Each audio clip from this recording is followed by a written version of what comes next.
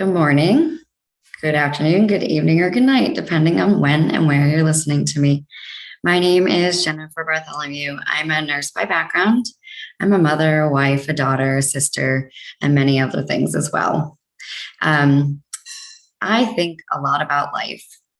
I ask a lot of hard questions and have a lot of hard conversations with myself and other people.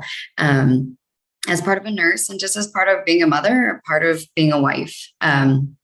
And what I've started to realize about myself and others is that we get really uncomfortable when we ask hard questions and see that there's internal and external conflict.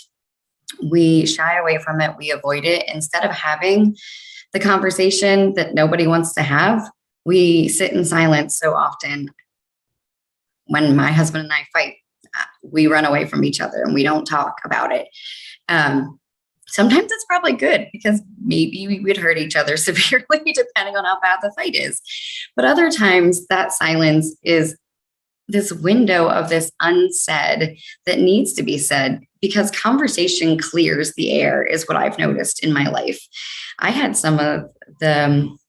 two fights with my husband this week that were probably the best fights. And that sounds weird because we don't like to have fights with people lots of times. We like to just keep it easy, keep it even.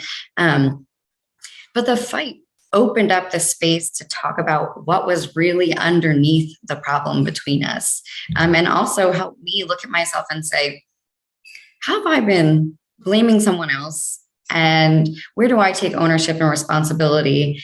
And where do I be more gracious, but also where do I be more honest about what have I been hiding? What have I not been talking about? What have I kept to myself instead of revealing and releasing all the problems and all the upset I had?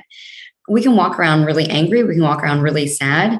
And that can become a thing that gets seething inside of us and then boils out. So I encourage you to have a moment of looking at yourself, looking at your life and saying, where am I not being honest? Where am I being silent when I should speak? When am I speaking when I should be silent?